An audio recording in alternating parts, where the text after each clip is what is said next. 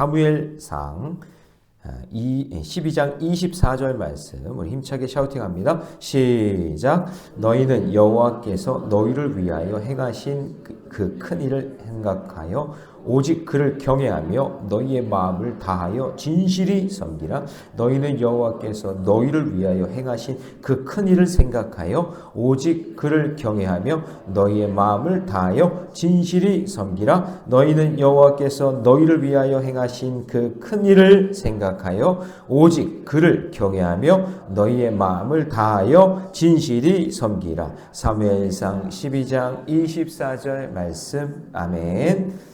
할렐루야. 네, 오늘 함께 읽은 귀한 말씀을 가지고 오직 하나님만 경외하라. 오직 하나님만 경외하라 라는 제목으로 하나님 말씀 함께 나누겠습니다. 자, 우리 어제의 말씀을 통해서 사무엘상 12장의 가치를 우리가 알게 되었죠. 이게 사무엘상 11장에서 왕이 세워졌으니까 이제 바로 왕의 정치에 대한 이야기를 쭉 들어가면 되는데 그래서 14장, 13장으로 가면은 자연스럽다고 그랬죠. 그런데 12장의 내용이 쑥 들어왔어요. 그래서 인간 왕을 세운 것은 죄악이고 하나님의 통치하심과 하나님의 다스리심을 명심하고 하나님의 은혜와 심판을 기억하지 않으면 망할 수밖에 없다라는 그런 이야기를 우리 어제 말씀을 나눴고요.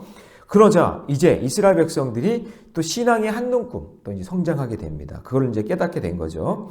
그래서 그들이 깨달은 게 뭐냐면, 우리 이제 그 12장 18절 한번 읽어볼까요? 12장 18절. 어제 말씀이었죠. 마지막 말씀. 다 같이 시작. 이에 사무엘이 여호와께 아뢰매 여호와께서 그날에 우레와 비를 보내시니 모든 백성이 여호와와 사무엘을 크게 그러니까 이게 뭐냐면 이때 당시가 이제 5월에서 9월 이 사이에는 건기기 때문에 절대 비가 오지 않거든요. 건기예요. 비가 안 오는 날인데 사무엘이 막 기도했더니 하늘에서 우레가 치면서 막 비가 내리는 이런 역사가 일어난 거죠. 그러면서 깨달은 거예요. 이렇게 기도하면 하나님께서 이렇게 역사를 하시는구나. 건기에도 막 비를 내리시는구나. 그러면서 그러면 여러분 이렇게 생각해야 되잖아요. 나도 그럼 하나님께 기도해야지. 그리고 하나님만 섬기고 살아야지. 나도 이렇게 살면서 하나님만 붙잡아야지. 이렇게 해야 되는데 그게 아니라 자기는 기도 안 하고 정치는 사울왕에게 맡기고 그리고 기도는 누구에게 맡기고 사무엘에게 맡기고 이렇게 맡겼다는 거죠. 그러니까 하나님께 기도하면 기적의 역사가 일어난다는 것은 한눈금 깨달았는데 자기들이 기도하지 않고 자기들이 섬기지 않고 정치는 누구에게? 사울왕에게. 기도는 누구에게? 사무엘에게. 이렇게 맡긴다. 이런 생각을 갖고 있는 거죠.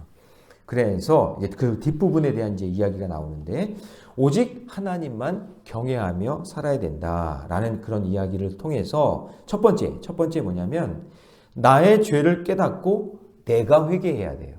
자, 다시요. 나의 죄를 깨닫고 누가 회개해요?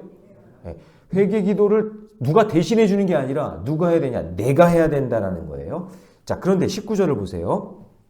19절을 보면 모든 백성이 사무엘에게 이르되 당신의 종들을 위하여, 여기서 당신은 사무엘입니다. 당신의 하나님 여호와께 기도하여 우리가 죽지 않게 하소서. 여러분 좀 뭔가 이상하지 않아요? 기도의 주체가 누가 돼야 돼요? 그러니까 기도는 누가 해야 돼요? 내가 해야 되는 거예요. 내가.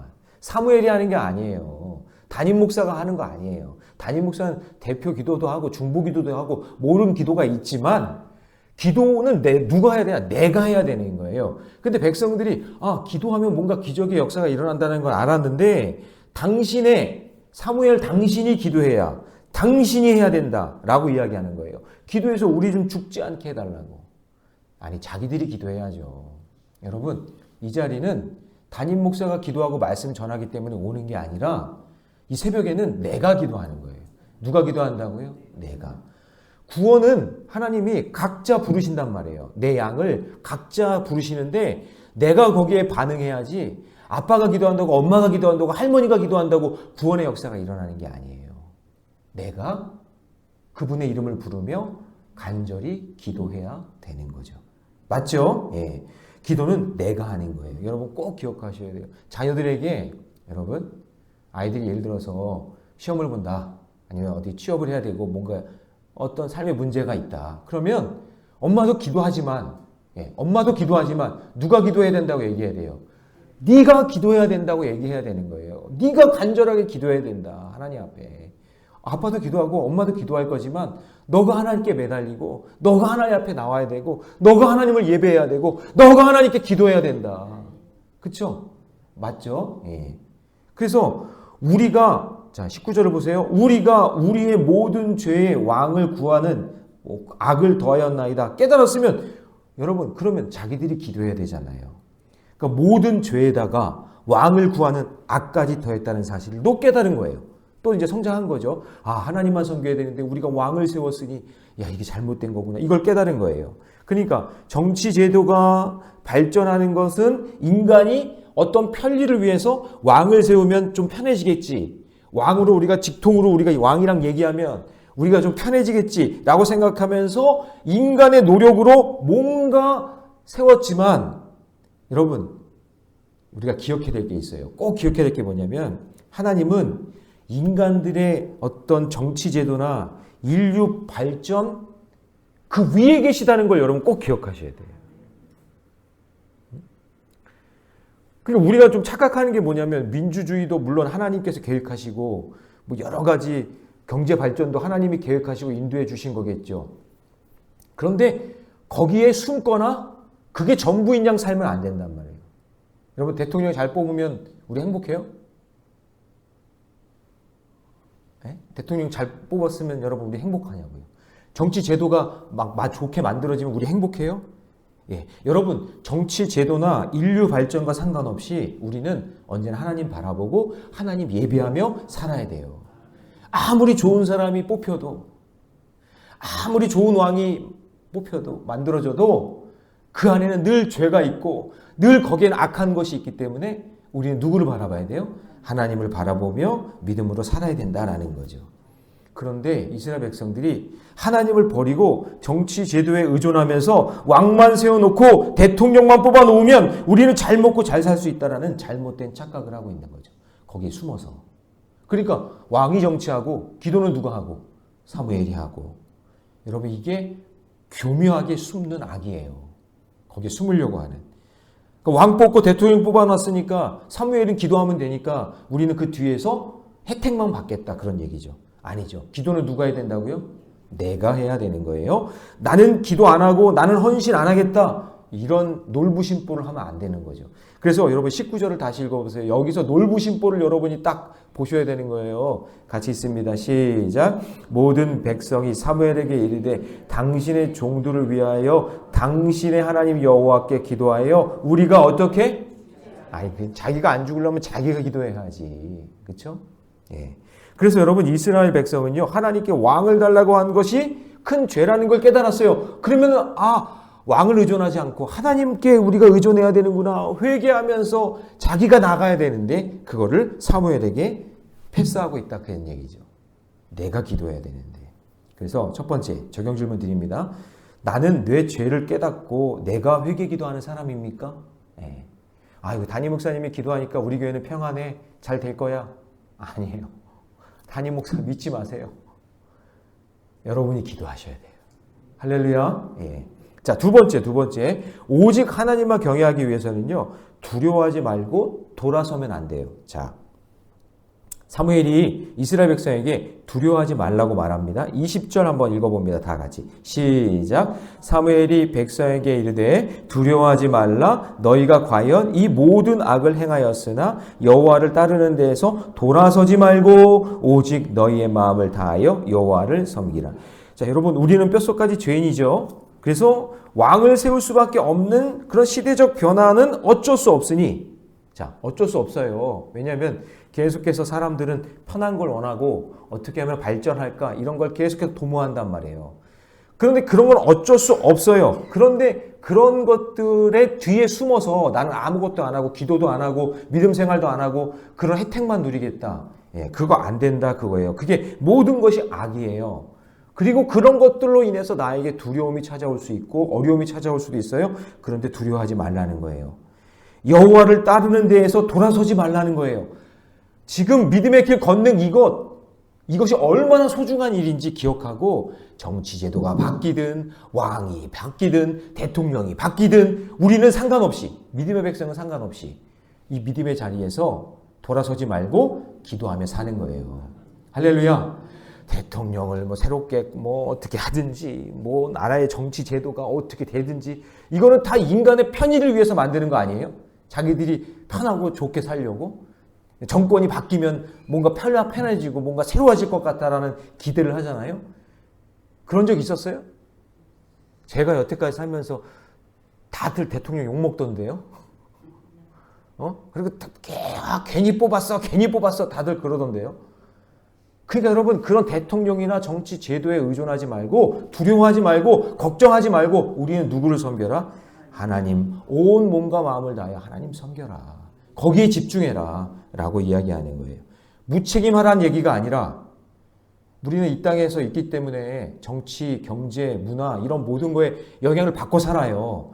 그리고 무시하면서 막 살 수는 없어요. 그렇지만 우리는 궁극적으로 그 모든 정치, 제도, 대통령, 하여튼 이런 모든 것 위에 계신 하나님을 의지하면서 믿음의 길 걸어가는 거예요.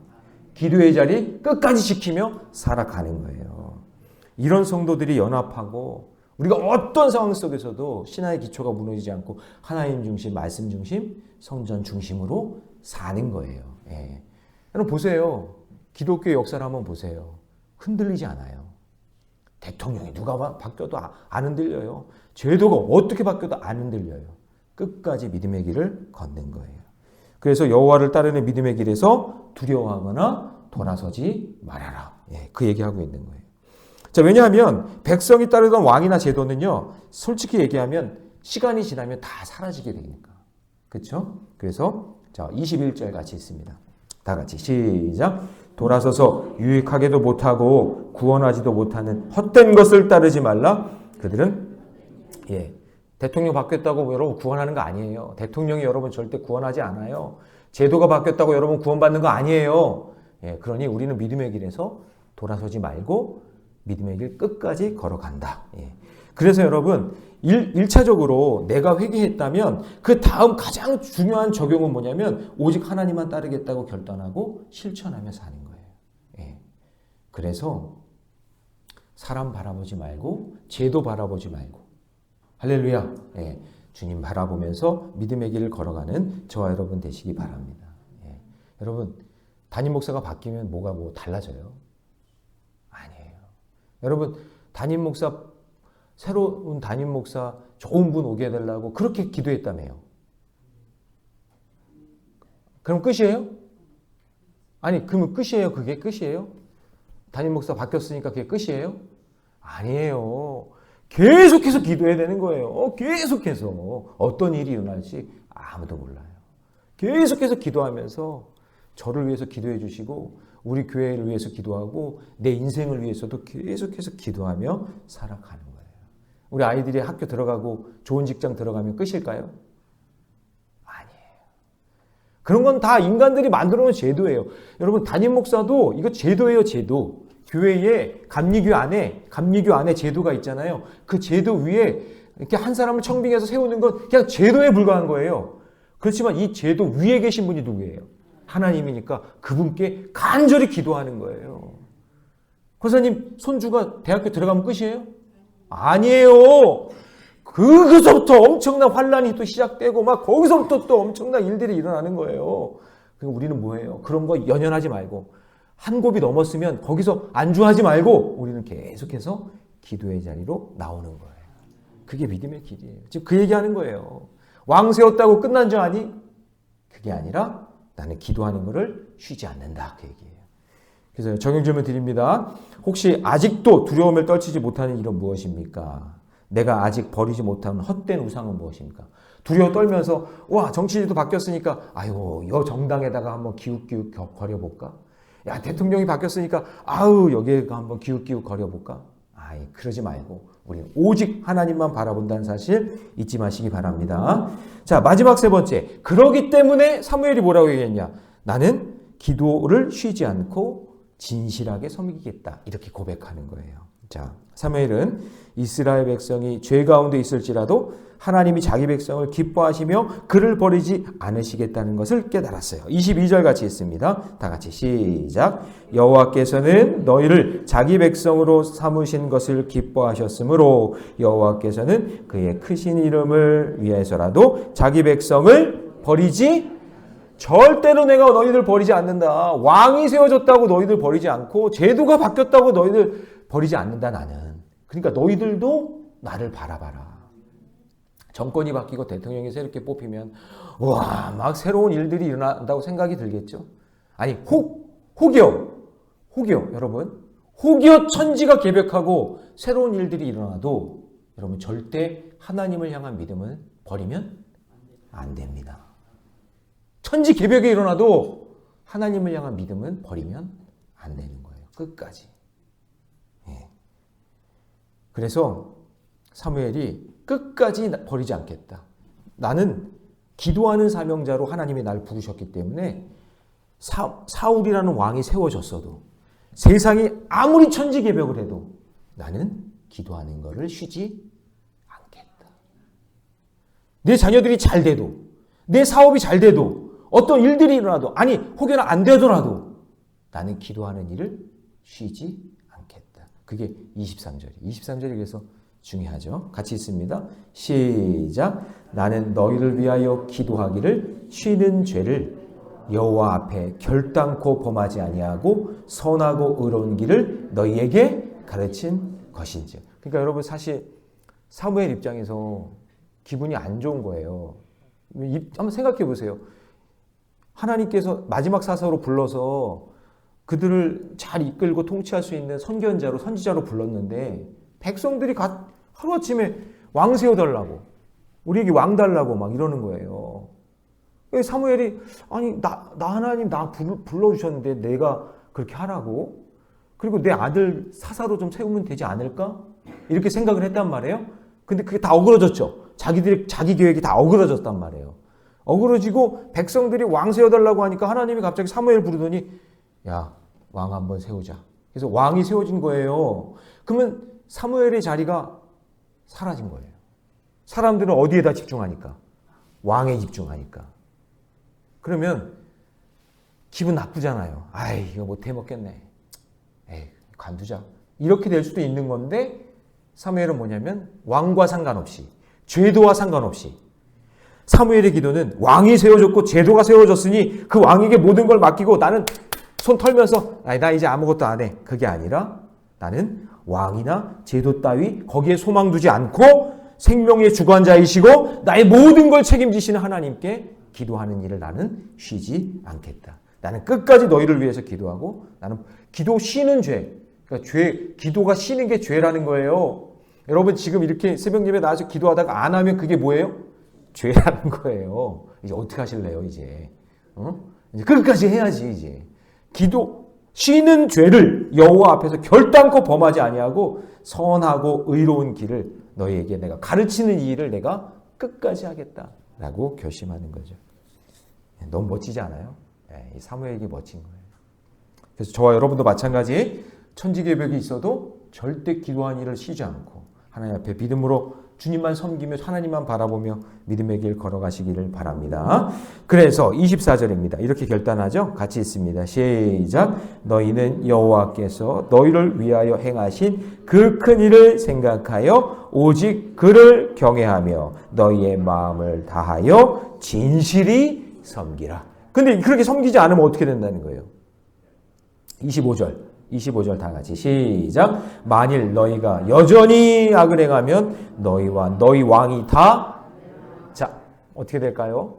이스라엘, 북이스라엘, 남유다 나눠지고 나중에 진짜 이렇게 돼요. 이렇게.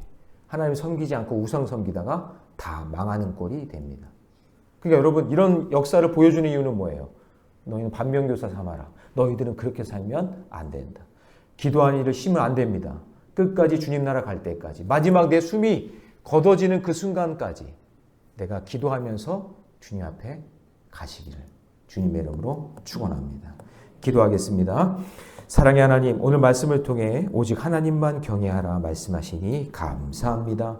주님 먼저 나의 죄를 깨닫고 내가 회개하기를 원합니다. 누가 대신 기도해 주는 것 중보기도도 능력이 있지만 내가 기도하지 않으면 소용이 없습니다. 주님 두려워하지 말게 하시고 돌아서지 말게 하여 주시고 아무리 천지개벽이 있고 하나님 제도가 바뀌고 사람이 세워져도 내가 하나님을 향한 마음은 변하지 않게 하여 주시고 기도를 쉬는 죄를 범하지 않게 하시고 늘 진실하게 하나님만 섬기며 믿음의 길 걷게 하여 주시옵소서. 이 모든 말씀 우리 주 예수님의 이름으로 기도하옵나이다. 아멘.